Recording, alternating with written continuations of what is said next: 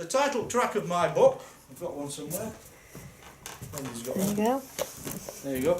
The title track of my book, which is available from me at £8.99, but can also be bought online at Amazon, Edge of the World Bookshop in Penzance, Cat and Mouse and Mousel shops in Mousel.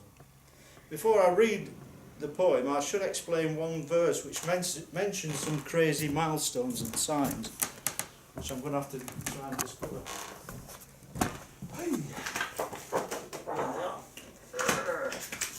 Yeah, the poem is a sort of love.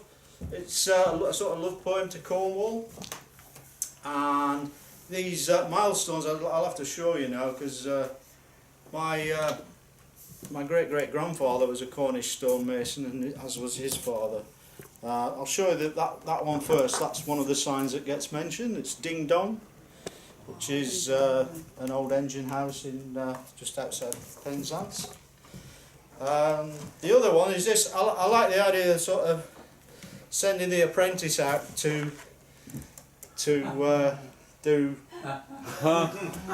he spelt it wrong. He's even got the S's wrong, so that gets a mention in the poem. But the best one by far is this one. It shows that, you know, I just hope it wasn't my ancestor that did this one, because it shows a lack of forward planning. I don't know. Can you see that? The place is called Trewellard. Oh, yeah. Excellent. Yeah. Yeah. Yeah. So that's the. That's that one. So yeah. So I imagine that this is what I sort of imagine the guy doing the Trewellard one, sort of, you know, doing his piece of work, like getting it in, you know, stepping back and admiring his work, and then sort of putting his hand in his pocket and pulling out the paper. That's it, Trewell. Oh! Yeah. Anyway. Yeah. Right, so I'm going to do now a view from the cab. It's called A View from a Cab Bus Runner, actually, because it's inspired by Ridley Scott's film Blade Runner. Because at the end of the film, the replicant Roy Batty, who's a sort of perfectly made human, you know, synthetically made human, I should say, he just before he dies, he's sad that his adventure-filled life for 4 years, because that's how long these replicants last, and then they terminate them. All the things he's seen in his life will have been as if it has never happened.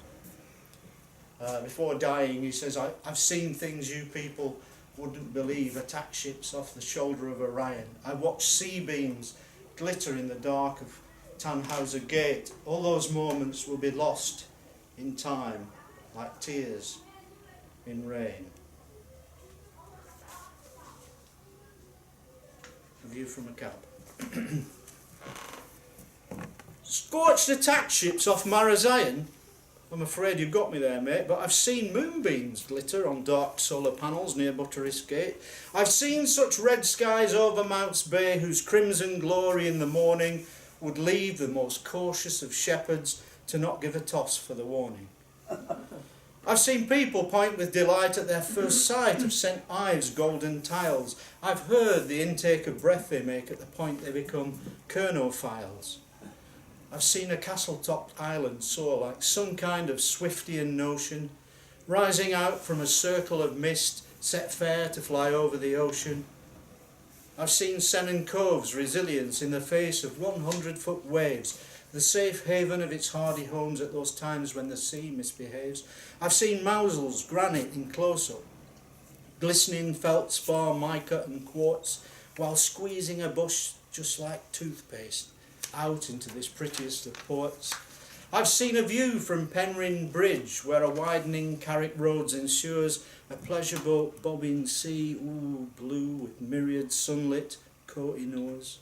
I've seen steam hauling trains over Hale, such moments when nostalgia enchants, gazing breathless as steam kisses sky.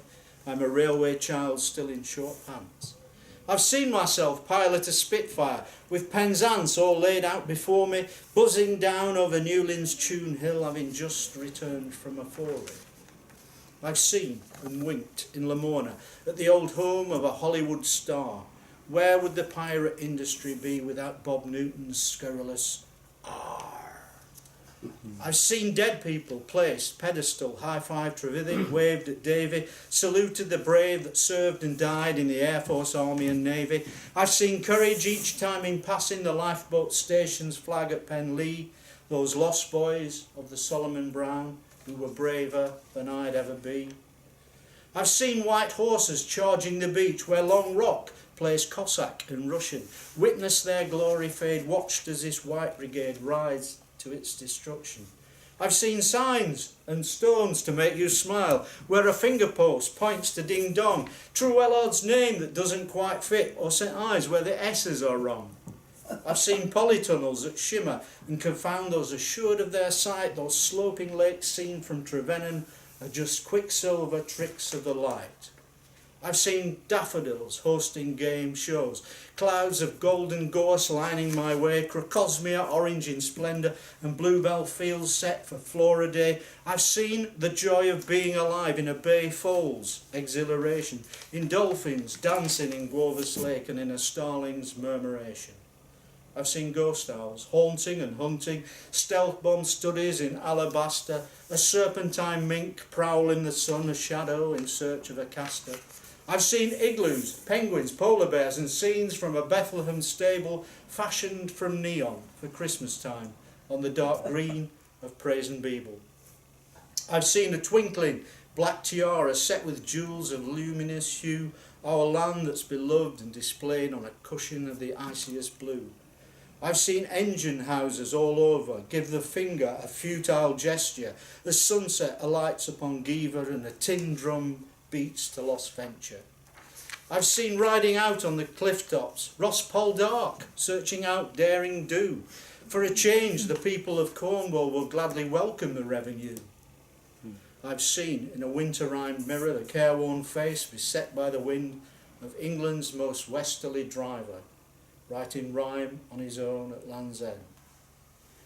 Unlike Roy Batty in Blade Runner, Nexus 6, played by Rutger Hauer, I've taken precautions for the day when it's me that runs out of power. All those moments are not lost in time, saved images that my brain compiles are laid out for your perusal now. Replicate, Roy, I backed up my files. Bus driver, replicant, smell the oil. Excuse me for not being subtle. It's up to us to record the view from Dennis Dart or Off-World Shuttle. I'm blessed that I get to see Cornwall from the lowest tide to Cornbray's top. But how much better my job would be if I didn't keep having to stop. Thank you.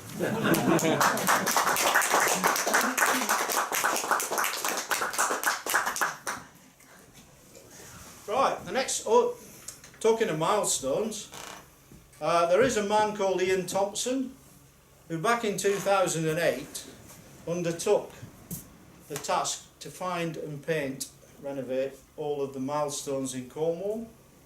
He reckoned it would take him about 10 years to complete, doing about 70 each year. I don't know whether he has achieved his target, but I always love it when I'm driving and I discover one that is just renovated. It's like a white flower in the hedgerow sort of thing, beautiful. And one of them recently, driving from St Ives back to Penzance, is this one, which I think is lovely.